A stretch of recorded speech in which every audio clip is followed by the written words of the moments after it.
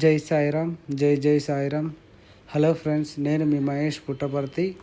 ఈరోజు మన సాయిబాబా మందిరంలో అభిషేక కార్యక్రమం మొదలైంది. ఈ అభిషేక కార్యక్రమం చేస్తున్నవారు మన పావని అక్కగారు.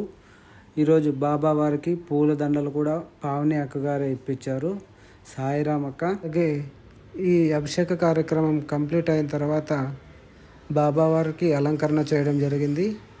ఈ అభిషేకంలో పాల్గొన్న మన సాయిబాబా భక్తులు ముత్యాలమ్మ గారు, నారాయణ గారు, విఘ్నేష్, మంగ అక్క గారు, అలాగే ఈరోజు మనకి రేవతి అక్క గారు కూడా పాల్గొన్నారు.